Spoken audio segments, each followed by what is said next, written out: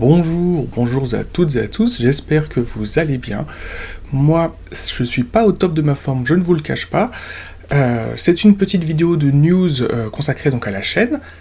Elle va être en 3 parties. La première partie, on va parler très rapidement de Game Workshop, et donc de ce que fait la chaîne et de ce que je vous propose par rapport aux produits Game Workshop.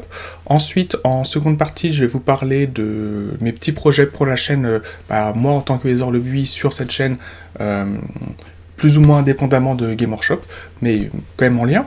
Et en troisième partie, je vais vous expliquer très brièvement pourquoi je me suis permis d'être absent aussi longtemps, là, pendant un peu plus, quasiment un mois, des réseaux sociaux, de la chaîne, du Discord, aussi le Twitch, pour des raisons très très personnelles qui, malheureusement, font qu'aujourd'hui, je suis pas au meilleur de ma forme. Voilà, c'est juste pour vous expliquer, sachez que c'était complètement indépendant de ma volonté d'avoir été absent aussi longtemps, je suis vraiment désolé pour ça, ça m'aurait sans doute fait beaucoup de bien au moral si j'avais pu streamer et tout ça, faire toutes ces sortes de choses au quotidien, et notamment le mercredi soir, parler de Game Workshop avec vous sur la chaîne Twitch, pour ensuite vous partager les replays sur YouTube. Voilà, ça n'a pas pu être possible, malheureusement. J'ose espérer que je vais pouvoir reprendre un rythme prochainement, mais je vous expliquerai ça en troisième partie de vidéo. Voilà. Bon, alors pour commencer, Game Workshop sur la chaîne, vous inquiétez pas, c'est toujours la priorité de cette chaîne YouTube. Notamment, alors quand je dis Game Workshop, c'est pour me parler en fait d'Age of Sigmar, à proprement parler. Age of Sigmar est toujours la priorité de cette chaîne YouTube, surtout cette V3 que je trouve, on va dire, a priori pour l'instant, de qualité, on va dire. Voilà, vous savez mon opinion sur l'influence des blessures mortelles et de la sauvegarde d'armure, que je mettrais, que je réduirais largement dans ce jeu pour avoir justement plus de nuances disponibles sur le système des wounds, des blessures, comme statistique pour équilibrer la résistance des unités. Bon, écoutez, pour l'instant, c'est pas le choix que fait Game Workshop, c'est pas grave du tout. Ils sont partis sur un choix qui est un peu plus simple. Je suis pas sûr que ce soit pour autant cette simplification qu'il faille aller chercher pour rendre le jeu accessible et avoir des parties un peu plus rapides. Voilà, c'est pas mon opinion, mais bon. Quoi qu'il en soit, concernant Game Workshop, là, en ce qui concerne les vidéos à proprement parler, d'analyse de Battletome, etc., bien entendu, j'ai commandé, il devrait arriver, si tout va bien, samedi prochain, mais sinon plutôt dans 10 jours, donc les Battletome Cruel Boys, enfin, Orruk Warclan et Stormcast Eternal. Je commencerai sans aucun doute par reprendre les analyses par les Stormcast Eternal, et pourquoi je ne vais pas reprendre les analyses directement sur ceux que je m'étais arrêté, qui étaient donc les Ogor Motribe, donc c'est-à-dire les tribus ogres, tout simplement parce qu'en fait les Ogor Motribe ont tout un pan de leur armée qui dépend beaucoup des règles de monstres. Pour l'instant, je ne me rends pas suffisamment compte de leur influence en termes de succès préprogrammé de ces potentielles listes d'armées, ou unité par unité, pour l'influence générale que ça aurait sur une armée, notamment en ce qui concerne les Ogor Motribe, qui est une armée que je maîtrise très très très mal, puisque je ne connais que son Battletome actuel. Je l'ai jamais joué, je l'ai jamais affronté. Donc voilà. Par contre, j'ai beaucoup plus d'appréhension et de maîtrise sur, appréhension ou préhension sur les unités des Stormcast Eternal, ça c'est sûr et certain, ça ne fait aucun doute. Donc je vais me permettre de immédiatement repartir sur, de mettre en stand-by les Ogor Motribe, tant que j'aurai pas une meilleure vision de la V3, et de repartir sur du Stormcast Eternal en analyse de Battletome. Vous allez dire, ouais, les 3 quarts des vidéos c'est sur les Stormcast Eternal. C'est vrai, j'en suis un peu désolé, et en même temps, ils sont effectivement cette espèce d'armée étalon d'Age of Sigmar. Ils restent esthétiquement très agréables, qu'on aime ou pas les armures, il y a quand même plein de bêtes, plein de tout ça, et pardon, c'est mes bacs qui s'entrechoquent. Je dirais pas que c'est une armée de c'est devenu une armée de Belluaire, non. Je dirais plutôt que c'est devenu une armée avec une grosse part de relations équilibrées avec toutes les créatures d'Azir. C'est toutes ces créatures si attachées à un espèce d'environnement ordonné, et également toutes ces créatures qui sont finalement très très très proches de Dracosion et du firmament, et voilà, donc en totale opposition, même au point de vue de leur nature même, de leur gène, avec tout ce qui est chaotique. Donc voilà, il y a sans doute un côté un petit peu dompteur chez les Stormcast Eternal, mais également, en fait, à chaque fois qu'on lit comment ils font pour récupérer telle monture, etc., on se rend compte que c'est toujours plus une épreuve de courage et voilà, la monture te choisit, etc. Donc voilà, ce sont des choses que je trouve vraiment très très sympas. Je trouve que chez les Stormcast Eternal, il y a vraiment aujourd'hui une pluralité d'esthétisme très très agréable. On n'est pas que sur du régiment d'hommes engoncés dans des armures imbuvables, comme ça l'a beaucoup été, ça l'est encore, je trouve d'ailleurs, chez les Space Marines, pour faire un rapprochement un peu facile. Bien entendu, ensuite je partirai sur Est-ce que je repasse sur les listes que j'ai déjà faites, telles que Slave to Darkness et tout ça? C'est pas sûr. Je pense que j'irai directement sur comment il s'appelle? Sur les Zoruk War Clan, sur les clans Oruk, parce qu'en fait, véritablement, ces Cruel Boys m'ont tapé dans l'œil, quoi. J'adore leur esthétisme, je me suis mis à les peindre. Waouh! Ouais, je pense que le schéma de couleur que j'ai trouvé me convient bien et que j'aurai pas à le modifier par la suite, donc c'est cool, on aura l'occasion d'en reparler, ça c'est pas important, donc voilà ce qu'il en est pour la chaîne, vous inquiétez pas, dès que c'est possible, je reprends ces vidéos-là, consacrées à Age of Sigmar, à proprement parler. Voilà. Ensuite, en ce qui concerne, deuxième partie de vidéo, en ce qui concerne ce qui va être produit en plus sur la chaîne, je suis en train de travailler, je vous l'avais déjà dit il me semble, mais ça avance très très bien, sur un lore personnel, personnifié pour mon armée de Stormcast Eternal. Je me suis pas mal cherché au niveau des... je ne vous cache pas que j'ai remodifié mon template de graphique pour l'armée début août. J'ai juste changé une couleur par une autre. J'ai changé du violet pour du... c'est quoi? Administratum Grey. Et ça fait quand même une différence non négligeable en termes d'esthétisme, d'inverser complètement un schéma de couleur par un autre. Une couleur par une autre. Mais ça équilibrait beaucoup mieux la figurine par rapport aux autres schémas de couleurs que j'ai choisis. Donc voilà, c'est quelque chose que je pourrais vous parler plus précisément à une occasion de quelconque soirée pointure. Elles sont rares, mais il y en a.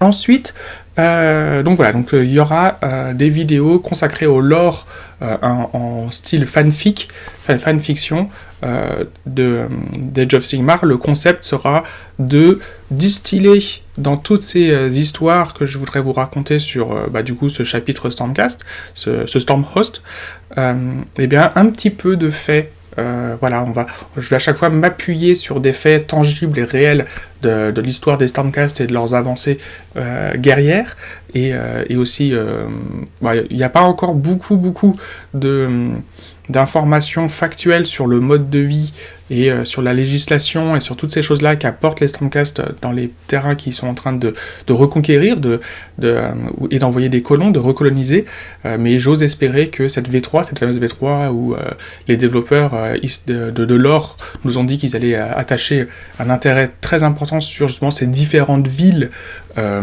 qui allaient peupler ces différentes villes, comment elles fonctionnaient en fonction des différents royaumes mortels, les capitales et des villes plus petites. Donc voilà, d'ailleurs si vous avez eu l'occasion de suivre un petit peu le jeu de rôle en direct sur la chaîne Twitch, et là les résumés se passent, je n'arrive pas du tout à suivre comme il faut les résumés sur la chaîne YouTube, je suis désolé, mais en fait les événements de ce jeu de rôle se passent dans la ville de l'Espoir de Salzagor, qui est une ville qui a eu en fait son importance au niveau du lore de Gur, donc du roi mortel de Gur, pour les forces de l'ordre, jusqu'à sa destruction au début donc, de la V3, à la période de Dominion. Donc voilà.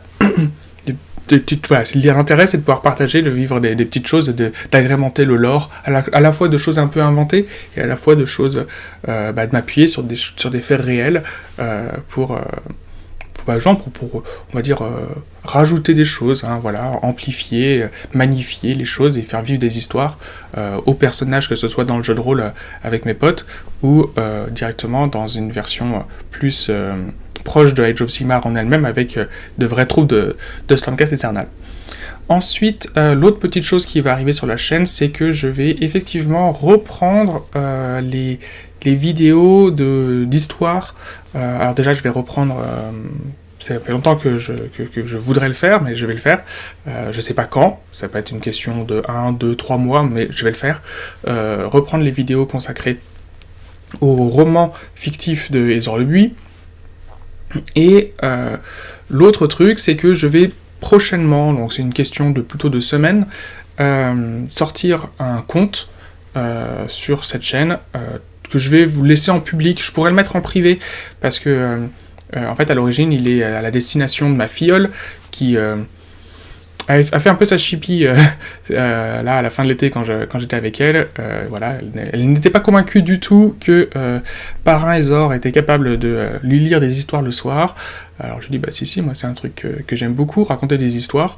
Donc je lui ai promis que je lui écrirais et mettrais, avec un petit peu de musique et tout ça, un conte pour enfants sur ma chaîne YouTube, et qu'elle pourra l'écouter autant de fois qu'elle le voudra. Donc je le mettrai également en public pour que vous y ayez accès si ça peut vous intéresser. Donc ce sera un conte pour enfants, ça n'aura rien à voir avec l'univers d'Age of Sigmar ou même celui d'Hézor le Buis en général. Donc voilà, ne vous attendez pas à quelque chose de aussi sombre que ou aussi gothique que ce que je peux écrire à côté. Donc ça c'est pour ce qui va arriver rapidement sur la chaîne, vous inquiétez pas. Donc toujours du jeu vidéo sur la chaîne Twitch, en rapport majoritairement quand même avec l'univers de Game Workshop et si possible de Warhammer Fantasy Battle ou Age of Sigmar. J'ai pas streamé toutes mes parties de Vermintide 2, mais j'en ai fait quand même pas mal. Donc voilà, qu'est-ce que je peux vous dire Écoutez, voilà, la chaîne, vous inquiétez pas, ça va reprendre. Le truc, c'est que pour l'instant, je ne sais pas exactement si je vais pouvoir reprendre cette semaine ou la semaine prochaine, à proprement parler, ou même peut-être dans 2 semaines. Et du coup, on arrive sur la 3e phase de cette vidéo, qui est qu'est-ce qui m'empêche en fait d'être simplement chez moi là à Paris pour pouvoir faire ces choses-là et me mettre à la fois de travailler à un bon rythme et en plus de pouvoir faire animer tout ce qui me fait plaisir, ce qui me fait du bien moralement, et de partager avec vous cette chaîne YouTube. Voilà, j'ai vu qu'en mon absence, il y avait des gens qui étaient montés à 222 abonnés. Quand je suis parti, on était à 217 abonnés. C'est couillon, mais en fait, ça me fait extrêmement plaisir, ça me touche beaucoup. Voilà, merci à vous. Merci à vous, tous les gens qui sont abonnés entre-temps. C'est pas grave s'il y a d'autres personnes qui s'en vont. Je comprends que voilà, mon rythme, de toute façon, déjà mon rythme de vidéo n'est pas celui de YouTube en général, mon rythme de discours, et en plus de ça, voilà, je suis sur une niche quand même, hein, l'analyse de règles, c'est clairement pas dans Game Workshop et Age of Sigmar, le type de vidéo qui fait venir les gens. Hein. Si j'avais fait de la peinture, si j'avais fait du lore, ou si j'avais fait des parties en live, c'est clair que a priori la chaîne aurait beaucoup plus décollé que de simplement faire de l'analyse de règles pure et dure. Mais moi c'est ça, c'est mon kink, c'est ce que je kiffe, moi, d'analyser des règles. Je fais ça depuis que je suis gosse, en fait. Je suis le relou qui lit les règles. Bref. Que dire qu'est-ce qui m'est arrivé? Tout simplement, quand j'étais en vacances chez ma mère, donc à Angers, en province, mon chat est gardé chez elle, il s'appelle Mephisto, c'est un chat qui a 12 ans aujourd'hui, je l'adore, voilà. Et quand je suis parti faire ma carrière à Angers, pas du tout à Paris, et ben je ne pouvais pas emmener Mephisto parce que tout simplement il a toujours vécu avec un environnement avec des jardins et tout ça, et c'était trop cruel de l'emmener ici dans mon petit 30 mètres carrés à Paris. Pas possible. Au début, quand je vivais chez ma mère, quand j'étais gosse, enfin plus jeune, et ben j'avais Mephisto avait un jardin. Quand j'ai eu mon propre appart à Angers, à ce moment-là, Angers n'avait pas encore explosé tel que ça l'a fait depuis quelques années en termes de notoriété et ça a toujours été une ville où on vit très très bien, où vraiment on vit bien. Mais il y avait à côté le truc déficit d'habitants. Les gens en fait vivaient à Angers et allaient travailler à Nantes, allaient travailler à Cholet et vous pouvez même aller travailler jusqu'à Tours. Et en fait du coup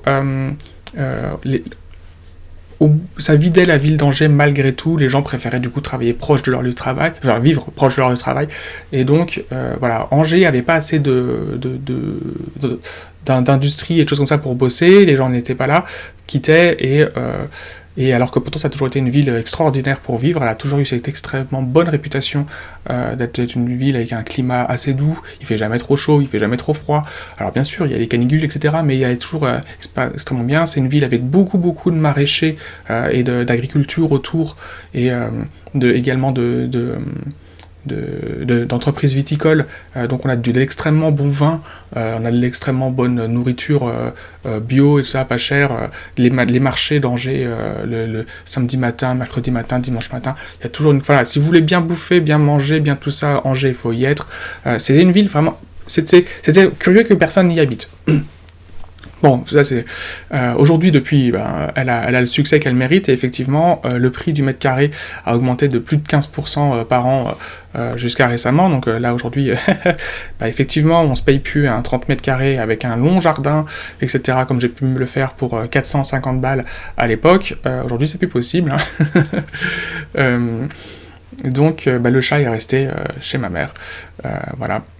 Et le truc, c'est que du coup, je ne me déplace, je ne quitte mon antre, ma tour d'ivoire, que assez rarement, en fait, une fois tous les 2 mois, une fois tous les mois, grand maximum, pour passer à peine 24 heures sur Angers. À chaque fois que j'y vais, c'est pas spécialement pour me reposer ou quoi que ce soit, parce qu'en fait, je me repose pas quand je suis pas chez moi. J'y vais vraiment à chaque fois pour des choses importantes, des choses administratives qui ne peuvent se faire que à Angers, voir un notaire ou des choses comme ça. Et le truc, c'est que j'avais constaté dernièrement que Mephisto, il était pas... Il avait des marques bizarres sur le visage, sur le museau, qui partaient pas, c'était toujours les mêmes. Et ma mère me disait, mais non, t'inquiète pas, à chaque fois, c'est parce qu'il prend des petits coups de griffe, les chats, tu sais, ils font comme ça, pouf, pouf, pouf, et ils se mettent des coups sur le nez, c'est normal, Je dis, non, mais là, c'est toujours la même, et en plus, ça grossit, c'est bizarre et tout. Je l'emmène chez le vétérinaire, du coup, et là, elle me dit, non, mais il a un mélanome, hein. Il a un mélanome, je vais vous envoyer voir une clinique vétérinaire très très grosse qu'on a la chance d'avoir à Angers, qui est une clinique spécialisée dans la chirurgie animale et très réputée. Donc voilà, ça a été de fin août jusque là au 15 jusqu'à hier soir, la grosse épreuve, ça a été de m'occuper de mon chat qui a effectivement une tumeur maligne au museau. Avec également, on a trouvé un autre problème qui fait qu'il a un cœur anormalement gros, et quand je dis qu'il a un cœur anormalement gros, c'est qu'en fait il a un cœur qui a triplé de volume. Donc voilà, et du coup, le cœur, fort heureusement la tumeur maligne n'est pas encore très profonde dans le visage, donc on va pouvoir l'opérer et sans doute devoir lui faire une ablation du museau. Si tout se passe bien, on pourrait faire une chirurgie reconstructrice pour lui ramener des babines sur le dessus, pour que esthétiquement, d'un point de vue esthétique, ça soit plus agréable pour nous qui nous occupons de lui. Dans les faits, le chat, il s'en bat les couilles. Il va effectivement perdre un petit peu de terminaison nerveuse à ce niveau-là, parce qu'on va lui couper une partie du museau, mais en fait cette partie du museau, comme elle est déjà abîmée par la tumeur, c'est des terminaisons nerveuses qu'il a déjà perdu graduellement, et avec lesquelles il vit plus, enfin il s'en fout, il se repose moins sur son odorat, et les chats ont de toute manière pas un odorat excellent, tel qu'on pourrait le croire pour des animaux prédateurs, donc voilà. Donc voilà, donc ça c'est le truc, c'est que voilà, j'ai passé les 3-4 dernières semaines à enchaîner les rendez-vous, on attend les résultats, biopsie on attend les résultats, nanana, scanner on attend les résultats, prise de sang on attend les résultats, échographie on attend les résultats, blablabla. Donc voilà, à chaque fois c'était on y va, on fait le truc, machin, clac, allez, on paye 400 balles, boum, on attend 3-4 jours d'avoir les résultats. Donc ça a été mon rythme pendant ce temps-là, et voilà. Donc voilà, c'est ce qui s'est passé, ce qui fait que j'ai pas trop le moral parce que en fait Mephisto ça a clairement été mon meilleur ami pendant une grosse part dépressive de ma vie il y a maintenant un peu plus de 10 ans. Ouais, non, il y a 10 ans. Donc voilà. Franchement, ça me trouve le cul. Ça me trouve grave le cul. Putain, c'est dur. C'est vraiment dur, quoi, cette situation. Donc là, la dernière chose que j'attends qui prend plus de temps, c'est les résultats d'une prise de sang pour son cœur, qui va dire si le problème de son cœur est génétique, et à ce moment-là, il n'y a pas grand-chose qu'on pourra faire, entre guillemets, il est condamné. Sinon, il faut faire une opération à cœur ouvert qui n'est pas sûre qui peut ne pas fonctionner du tout, 2, qui a un très haut taux de risque et d'entraîner sa mort sur la table d'opération. Donc ça c'est ça qui est... Et en plus, ça va coûter une fortune de faire ça. J'ai pas spécialement les moyens, malheureusement, de faire ça, surtout qu'en plus, même si on traitait le cœur, ça pourrait en fait ne pas du tout rallonger son espérance de vie à ce sujet. Donc voilà. Donc, pour l'instant, en fait, la chirurgie du cœur, si c'est un problème qui est génétique, ça fait chier. Si par contre c'est inflammatoire, c'est une inflammation en fait due à la tumeur sur le museau, et là ça peut se traiter, ça pourra se traiter. Donc ça c'est cool, ce serait cool. Voilà, je croise les doigts pour ça, ce serait cool, parce que du coup à ce moment-là, on pourrait, en traitant la tumeur, en parallèle traiter le cœur, et là véritablement avoir des chances de véritablement en fait d'allonger l'espérance de vie de Mephisto sur quasiment une espérance de vie normale pour lui, parce que sinon il est condamné en l'espace de maximum 2 ans, plutôt 1 an. Malheureusement. Alors c'est un chat qui a 12 ans, pour un chat ça veut dire qu'en gros il a 61 ans, mais comme il a toujours vécu dehors, avec des jardins et des choses pour grimper, etc., c'est un chat qui est plutôt vif, il a 12 ans, c'est pas du tout un gros patapouf, c'est au contraire, il est très athlétique, etc. Il fait pas du tout vieux, C'est sûr qu'il est bien moins agile et bien moins vif que ce qu'il l'a été lorsqu'il avait il y a 3-4 ans, mais ça va, il se tient carrément.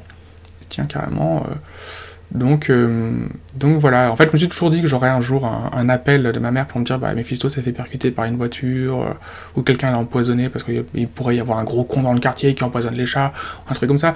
Non, en fait je me suis toujours dit que ça serait un coup près qui me ferait hyper mal d'un coup, quelque chose pour lequel je pourrais rien faire en fait, que ça, et que ça, voilà.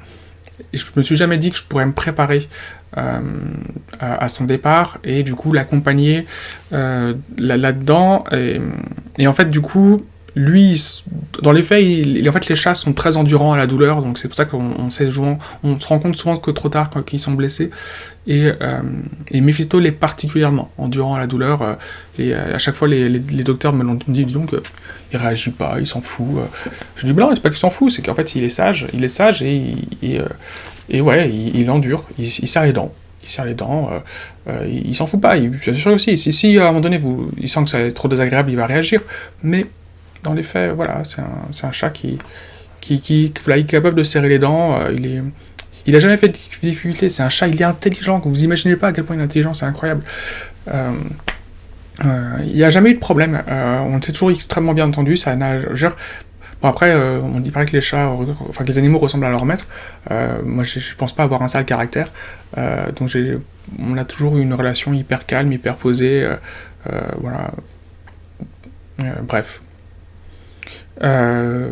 Donc voilà, c'est la difficulté auquel je fais face aujourd'hui, et ce qui fait que, ne serait-ce que par le fait que je suis obligé de faire des allers-retours même si là, je sais pas combien de temps je peux me poser sur Paris, j'espère 3-4 jours, et encore, j'attends vraiment les résultats d'analyse, et à partir du moment où j'aurai les résultats d'analyse de sang, il faudra que je reparte à Angers, et je sais pas pour combien de temps j'y resterai, parce qu'en fait, il va falloir prendre une décision à partir de là, et si il est possible de l'opérer, que ce soit au niveau du cœur, au niveau du nez, quoi que ce soit, je vais rester encore longtemps à Angers. Ça veut dire que je vais rester facile 12 semaines à Angers.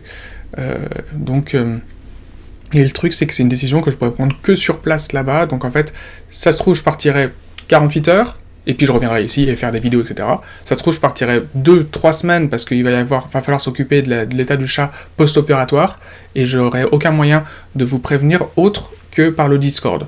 Donc bien entendu, si ça vous intéresse de suivre un petit peu l'actualité de la chaîne et de partager avec d'autres personnes, il y a le lien du Discord qui est en description de la vidéo. Voilà, il y a déjà des gens qui viennent partager des peintures de leurs figurines ou de leur conversion, et tout ça, c'est super chouette. Je vous remercie à vous qui êtes dessus, et c'est trop cool. Voilà où j'en suis, voilà où on en est par rapport à la chaîne. Je vous remercie beaucoup pour votre attention, je vous remercie beaucoup pour vos encouragements et votre soutien, voilà, les gens qui s'abonnent, c'est trop cool, merci. Je vous souhaite une très bonne journée, et puis je vous dis à très bientôt, je l'espère. Voilà, ciao ciao.